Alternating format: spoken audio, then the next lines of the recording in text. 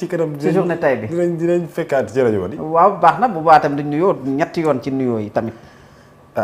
maa ngi lay fayaat rek. nañ ci nuyuwante rek Fatou. ñetti yoon ci nuyoo yi tamit loolu du ma ko mën. nañ nuyuwante rek. comme ñun ñoo fi sës. nañ la fatalante yàlla ñu boole waay te ñoo rafetalante suñu diggante. waaw kay sama xel dem na ci benn bi am benn waaye bu ma naan papa yaay doom. dëgg la de nangu woo ko de waaye comme que tey papa yi ñëw. man yow lañ man nañ la dénk ça c'est normal. moo tax tey yaay ak doom ñoo fi ne. waaw tey moom. te nag sama waay nga nag wax dëgg yàlla nag te nag sama waay la nga nag wax dëgg yàlla nit ñi ngi naan Ahmed Aïdara lañ soxla. Ahmed waaw. ñun ñi sax moom lañ bëgg. moom ci ay pexe kese la nekk. ñun ak yéen a yam mais ci ay pexe képp la nekk.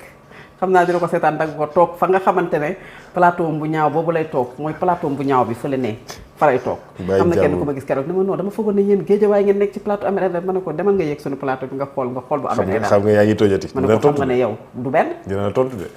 waaw man dama kaa miis de maa ngi moom depuis combien. miis naa ko wax nga dëgg de. yàgg naa moom miis naa ko. liñ ko sañ a wax de yaa ko sañ a wax ñaari plateau yi kenn mënu leen a comparé tam. yaa ko sañ a wax de. pakku sam bu ñaaw bële xaw ma Géejawaay la nekk xaw ma golf. dégg naa dañ lay waaj a invité foofu. ci lu ne la ne rek mi ngi ci lu ne rek mi ngi ci lu ne. ayca bisimilah. ayca mu ngi noonu ñu ñëwaat ci Macky Sall Fatou Abdou Ndiaye. ak ñëwaatam fii ci biir réew bu Sénégal. Birahim va revenir wax nañ leen Birahim tamit c'est ça de la répétition aussi. Birahim clin d'œil à Birahim Touré. clin d'œil à Birahim Touré c'est pour des raisons personnelles et familiales et ñu ngi koy ziar bu baax a baax di ko nuyu. ñu ngi koy ziar bu baax di ko nuyu. moom màggal gi su jotee sama xel bi yëpp day dem ci Birahim. waaw parce que c'est quelqu'un boo xamante ne ku fonk màggal gi la. ku fonk sëñ bi la. sëñ bu mag bi ba pare it ku bëgg daaru musi la. ku fonk borom daaru la borom daaru sëñ Ousmane ku ko fonk la. ku bëgg borom daaru Mame Thierno Birahim Mbacké mu mag ma. donc suñu xel yëpp day dem ci Birahim Touré ñu ngi koy def en clin d'œil di ñaan ci màggal gi nga xamante ne ñu ngi ci weeru safar léppam saafarawu. ñu ngi ko koy ñaanal bu baax a baax. amiin ya Allah amiin. merci beaucoup Fatou Abdou. ñu dellu soit ci li ma doon wax léegi Macky Sall moom la ñu jeexale laata ñu dem ci xibaar gi finalement président Bassirou Diomaye Faye dalal na ko recevoir ko et finalement ce qui s'en suit mooy que Sénégal dafay soutenir candidature am ci li nga xamante ne moom mooy Nations Unies mais réew mi quotidien dafa am loo xamante ne wax na ci niki tey ndax nee na li tax Bassirou Diomaye dalal Macky Sall li nga xamante ne xëy na ñu bëri xaaruñu ko woon mooy am na médiation bu am ci diggante bi le président français Emmanuel Macron moom moo def médiation ci ombre bi. loolu la ñu xam waaw loolu mën na nga ko bañ a weddi parce que le président Bassirou Diomaye Faye sa dernière maanaam sortie bi mu defoon ay jamono avant que muy organiser les concertations fu mu demoon Nairobi. il a rencontré qui Emmanuel Macron.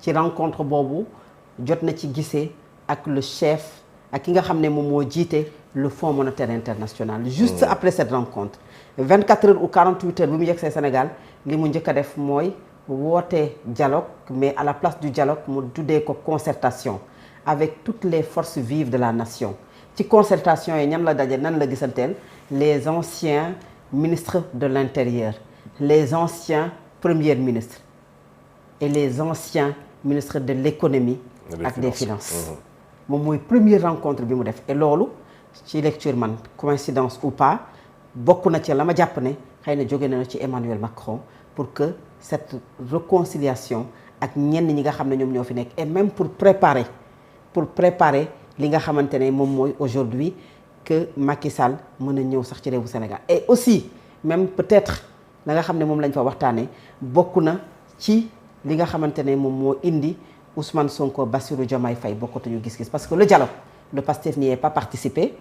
PASTEF d'accord ñu génnewuñu communiqué ba bi ñuy dem ci dialogue bi la suite ñëpp xam nañu ko bi ñuy woote dialogue ba moment boobu noonu la ki nga xam ne moom moo jiite le parti PASTEF dem pencum ndaw réew bu Sénégal ci date boo xamante ne date bi mu fa demee bokkul ak date bi mu fa waroon a dem c'est-à-dire que moom il a repoussé la date mu gën a jege tenir fa ay propos yoo xamante ne leer na ko ne bu ko fa teniree lii moom mooy am parce que il avait l'information que ne ñoom ñaar seen séparation c'est une question de jour pour ne pas bàyyi ko moom maanaam mu dàq ko mu wax loo xamante ne moom bu fa génnee Bassirou Diomaye Faye décision bii lay jël xaw ma ndax je me suis fait comprendre maanaam c'est-à-dire nga xam ne ki diw fii la jëm ak yow.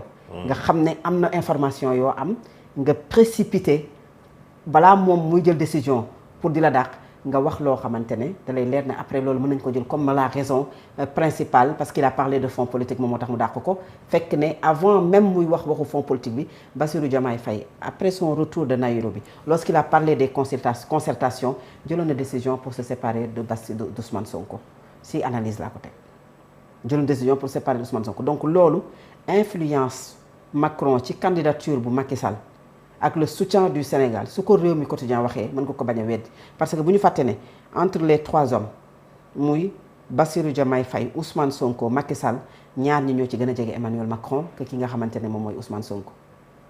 Depuis qu'il est à la tête de ce pays dégguma à ma connaissance fu mu demee réew bu France dem na fi Italie certes dem fi réew bu France chaque jour dans ses déclarations gis-gisam bokkul ak gis-gisu France il n'a jamais déroulé le tapis rouge à la France ni à Emmanuel Macron ici dans notre pays par contre Bassirou Diomaye Faye il va souvent dafay dem dafay waxtaan ak moom dañuy tënk dañuy togg li ñuy togg takk ko et Macky Sall également ku ne xam na sa relation étroite bi nga xamante ne moom la am France donc sunu réewu Afrique yi ce qui est dommage ci sunu réewu Afrique yi mooy dañuy déglu de trop la France dañuy bàyyi xel de trop et la France dafay immiscé wu ci li nga xamante ne moom mooy sunuy doxalinu réew maanaam mën nañu ko nangoo ne c'est parce que le Sénégal certes moom moo am li nga xamante ne am na son indépendance mi ngi doxal mais daf ci am loo xamante ne c'est des relations bilatérales bu mu yàgg ak réew bu France mais ku ne xam na ne Emmanuel Macron parfois dans beaucoup d'autres de pays africains il en fait plus que li nga xamante ne moom la war a def et donc bu ñu nee immiscé wu na